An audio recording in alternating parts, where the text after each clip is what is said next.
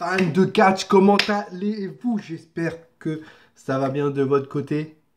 Review de Survivor Series 2019. Et je vous dis clairement, j'ai regardé une partie et je viens de terminer la partie là il y a quelques instants. On va dire que c'était un bon show. Pas très bon, mais un bon show. Il y a des matchs qui m'ont déplu, comme il y a des matchs qui m'ont énormément plu. Qui a gagné cette bataille entre NXT, Raw et SmackDown? Vainqueur, et qui prouve que actuellement c'est l'un des meilleurs shows sportivement dans le catch, NXT. NXT remporte cette bataille des shows. Je crois qu'il n'y avait personne qui les voyait, que c'était des outsiders. NXT remporte cette bataille. 4-1-2. 4 victoires pour NXT, 1 pour Raw et 2 victoires pour SmackDown. Voilà, on va un peu revenir sur le show. Voilà. Déjà, le kick-off, il y a eu une bataille royale. Donc, pour les membres de Raw, il y avait The OC, donc Luke Gallows et Carl Anderson. The Street Profit, Zack Ryder et Kurt Hawkins. Pour SmackDown, The Revival, Robert Wood, Dolph Ziggler, Lucha House Party. Donc, quand je dis Lucha House Party, je pense que c'est plus Grand Metalik et Lindsay Dorado. Heavy Machinery. Et pour NXT, Breezango, The Forgotten Son et Imperium. C'est une bataille royale, voilà. Dolph Ziggler et Robert Roode terminent le match en éliminant les Street Profits. Voilà, première victoire pour SmackDown. Et ensuite, comme je vous l'avais dit, il risquait d'avoir un match où le Cruiserweight Championship était en jeu. Le NXT Cruiserweight Championship était bien en jeu dans un triple threat match entre Akira Tozawa, Kalisto et le champion Lio Rush, victoire, et qui garde la ceinture Lio Rush. Ça a été un bon match, vraiment qui méritait juste d'être dans le kick-off. Je voulais plus d'intensité et un peu plus de temps, mais bon, c'est un kick-off, voilà, il faut rester réglé dans les heures. Mais c'était un très bon match. Ensuite, dans le kick-off, on a eu, je pense que beaucoup de personnes l'attendaient dans le show, le Triple Threat Tag Team Match entre les Tag Team Champions, The Viking Raiders, Undisputed Era et The New Day. C'était un très, très bon match. Moi, je trouve que ça a été un très bon match. Victoire des Viking Raiders, ça je l'avais prédit. Undisputed Era n'a pas été ridicule. New Day non plus. Mais voilà, les Viking Raiders sont dans un gros punch actuellement. Et la victoire a été faite pour eux, quoi. Donc voilà, 1-1-1. Avant de commencer le match, une victoire pour Raw, une victoire pour SmackDown, une victoire pour NXT. Le match commence et là, j'ai été surpris que ça commence par ce match-là. Le 5 Women's Survivor Series Elimination Match. Team Raw, Team SmackDown et Team NXT. Et vraiment, ça a été un très bon match des filles. J'ai beaucoup de mal avec la division féminine sur certains matchs, comme le match à WrestleMania dans le main event qui a été complètement bidon. Voilà, j'ai un peu de mal et vraiment, j'attendais vraiment sur NXT qu'il fasse quelque chose. Et NXT n'a pas déçu. Vraiment n'a pas déçu parce que si tu regardes le War Games de samedi, les matchs féminins du War Games ont été incroyables. Et vraiment, la team NXT a été très très bon. Alors vous allez me dire, ouais, je suis NXT et tout, etc. Non, je suis pas NXT, pardon. C'est juste que NXT propose un catch meilleur que il y a dans les shows de Raw et SmackDown. Et avec une histoire différente et plus construite. On ne ressort pas, par exemple, la promo avec King Corbin, Dolph Ziggler et Bobby Roode avec un chien, un mec qui est déguisé en chien qui représente Roman Reigns, par exemple. Donc voilà. Un très bon match. Il y avait dans ce match-là, par exemple, il y avait Candice LeRae et Yoshirai qui se sont blessés, qui sont partis, mais qui n'ont pas été éliminés. Et à la fin, sont revenus pour aider Rhea Ripley pour éliminer Sasha Banks. Victoire donc de la team NXT qui reste à 3 filles. Voilà, Rhea Ripley, Candice LeRae et Yoshirai. Donc ça fait 2 victoires pour NXT. Ensuite, il y avait le Triple Threat match pour les champions mineurs. Donc AJ Styles, United States Champion, Roderick Strong, North American Champion, et Shinsuke Nakamura, Intercontinental Champion. Sami Zayn, je le trouve de plus en plus désagréable. Je vous le dis clairement, le manager de Shinsuke Nakamura, voilà, je trouve que ça lui fait de l'ombre à Nakamura. C'est un truc de malade. De toute façon, son règne de champion est dégueulasse. Donc voilà, et on se termine où, je crois, si je dis pas de bêtises, ouais, c'est AJ Styles qui porte un phénoménal forehand à Shinsuke Nakamura. Roderick Strong arrive, qui pousse AJ Styles en dehors du ring, qui profite comme un opportuniste, et ça c'est très intelligent, c'est Undisputed Era, ça.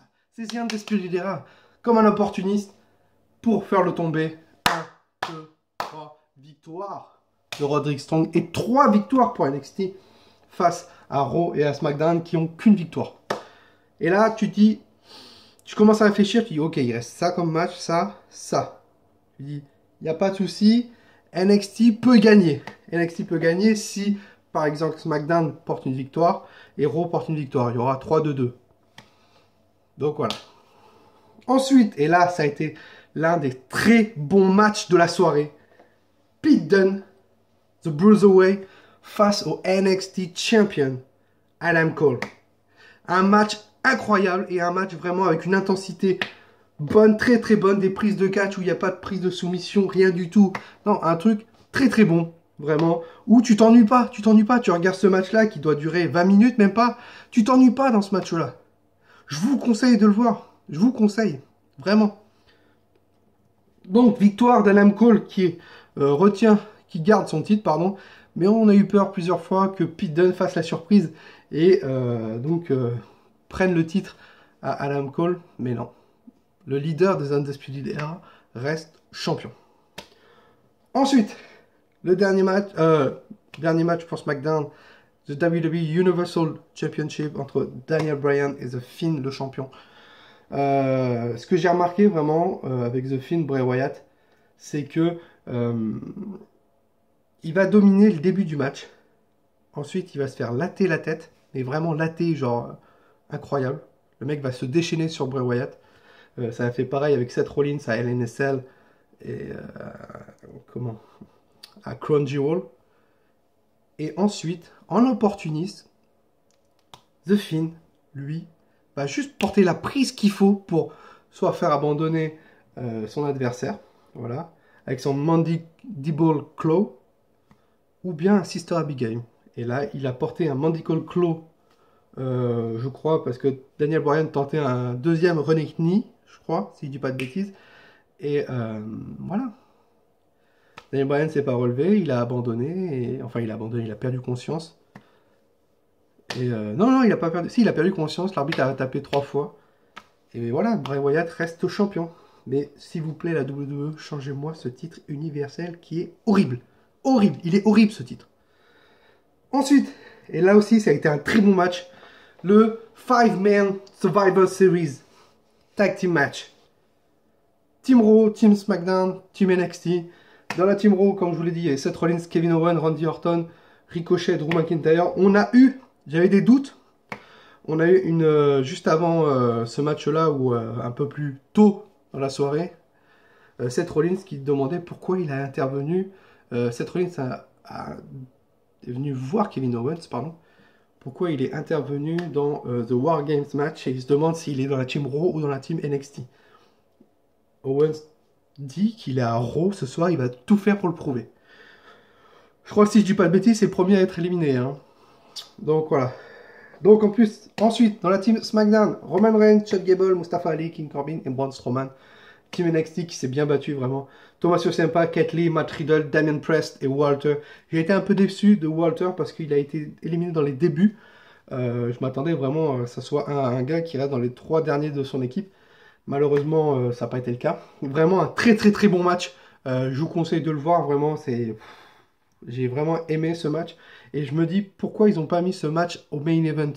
Parce que le main event qu'on a eu, c'était Becky Lynch, Shayna Baszler et Bayley, avec la fin du match, qui a eu vraiment, ça méritait pas un main event, vraiment.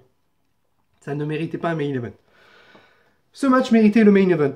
Je vous le dis clairement, ce match méritait le main event. Malheureusement, ça s'est pas fait. Voilà. C'est la team SmackDown qui le remporte. NXT n'a pas été vraiment très mauvais dans ce match-là. Il y a quelques catcheurs de NXT, par exemple, qui ont trop fait le fier. Par exemple, Matt Riddle qui élimine un catcheur. Alors, je sais plus si c'est quelle personne. Je crois que c'est Randy Orton, si je dis pas de bêtises. Et ensuite se fait directement éliminer par King Corbin ou un truc comme ça. Donc les deux derniers qui restaient dans la Team Raw, c'était Seth Rollins et Drew McIntyre. Drew McIntyre qui se fait éliminer, si je dis pas de bêtises, par Roman Reigns. Dans la Team SmackDown, Roman Reigns et King Corbin. Voilà. Où c'est King Corbin qui se fait éliminer par Tommaso Ciampa parce que Reigns s'est légué contre lui. Voilà. Et dans la Team NXT, il restait Tommaso Ciampa et Keith Lee. Le troisième a été éliminé, c'est par exemple Seth Rollins, voilà, qui a été terminé. Et on a eu un match 1 contre 1, Roman Reigns, Keith Lee, et on a bien failli voir une victoire de NXT dans ce match-là. Keith Lee qui a été incroyable, mais malheureusement il se fait prendre un spear par Roman Reigns et victoire de SmackDown qui revient. Donc on est à 3 victoires pour NXT, 2 victoires pour SmackDown et une victoire pour Raw qui ont été nuls dans ce pay-per-view. Je crois, si je dis pas de bêtises, l'année dernière, je crois qu'ils avaient tout raflé Raw, si je dis pas de bêtises. Et cette année, avec une victoire, les gars. Une victoire. Ensuite, on a eu ce match de WWE Championship et là, je voulais la victoire de Rey Mysterio. Vraiment, je voulais la victoire de Rey Mysterio. Je m'attendais que soit Dominic intervienne ou soit Cain Velasquez intervienne. Ça a été Dominic. Voilà. Brock Lesnar s'est fait latter la tête à un moment donné. Mais comme un opportuniste, juste un F5 suffit. Et victoire de Brock Lesnar. Dominic est intervenu pour lui porter un coup dans les parties. Voilà, à un moment donné. Mysterio a fait pareil. Ils se sont enchaînés avec un 619, tous les deux, un double 619. Après, avec un frog splash de Dominic et de Rey Mysterio, le tombé. Les deux se sont mis dessus, pardon. 1, 2, malheureusement, Lesnar, ça ne suffit pas, Lesnar, c'est The Beast, quoi. Et il revient comme un opportuniste en portant une souplex à Dominic et enchaînant avec un F5 à notre cher ami Rey Mysterio qui était sur la 3e corde. Victoire de Brock Lesnar, voilà, qui conserve son titre. Et bien sûr, le main event. Et là, j'ai été déçu de la fin du show, vraiment. Shayna Baszler, vraiment, qui met pas de jour en jour. Bayley, je l'ai un peu trouvé pas top dans ce match-là. Je m'attendais vraiment à une victoire d'Euro. Hein, je vous le dis clairement, je m'attendais à une victoire d'Euro. Ça n'a pas été le cas. Une victoire de NXT avec Shayna Baszler. Et ça se termine. Ça a été un match d'une demi-heure qui a été bon sans plus, quoi. Je m'attendais pas à que ça soit ça dans le main event, je vous le dis clairement. Victoire donc de Shayna Baszler. En célébrant la victoire, ensuite Shayna Baszler va sur la table des commentateurs pour fêter la victoire. Becky Lynch arrive et la frappe, la met sur une table et enchaîne avec un frog splash ou un truc comme ça. Et la table s'écroule et Becky Lynch dit que c'est sa maison ici. Et en levant le titre. Et ça se termine comme ça. Donc victoire donc d'NXT. 4 victoires pour NXT, 2 victoires pour SmackDown et une victoire pour Raw. Ça a été un show bon dans l'ensemble. Il y a quelques matchs qui ont été très très bons. Ensuite, il y a eu des matchs moyens. Surtout le main event, je le trouvais moyen. C'est dommage. Et surtout, on termine avec le pay-per-view où Becky Lynch pose avec le titre. Je m'attendais genre un retour de Ronda Rousey ou un truc comme ça qui aurait apporté un peu plus de doute. Pas du tout. On termine juste Becky Lynch, The Man, qui se lève le titre. Ok, pas de souci. Pourquoi pas, mais je m'attendais pas à ça, je vous le dis. Hein. Je m'attendais absolument pas à cette fin de show. Pour moi, ça a été un sur 10. Si je dois noter le show, je mettrais 6,5 sur 10. C'était un bon show dans l'ensemble. Heureusement qu'il y a des matchs de Adam Cole et Pete Dunne qui relèvent un peu le niveau. Le match 5-man Elimination Survivor Series et le match Women aussi qui a été pas mal. Ensuite, voilà, je peux pas dire que le match AJ Styles, Shinsuke Nakamura et Roderick Strong a été bon. Je l'ai trouvé aussi moyen. Vraiment, il y a 2-3 matchs qui ont été moyens. Vraiment. Le match face à Rey Mysterio, Brock Lesnar a été moyen, surtout aussi. Je m'attendais vraiment à plus que Rey Mysterio prenne plus l'ascendant sur Brock Lesnar, mais après, voilà, c'est un Little Chihuahua face à une beast, quoi. Donc, voilà. Sur ce, si vous avez aimé cette vidéo, n'hésitez pas à la liker. Voilà, cette petite review des Survivor Series qui a été bon dans l'ensemble, surtout. Voilà, on est plus du moyen bon à très bon. Donc voilà, hâte de vous abonner si vous aimez le concept des reviews sur cette chaîne. À me dire ce que vous avez pensé en commentaire des Survivor Series. Et nous, on se retrouve prochainement pour la review demain de Monday Night Raw. Sur ce, passez une très très bonne journée à tous. Et nous, on se retrouve demain. Et surtout, Nexus for Life.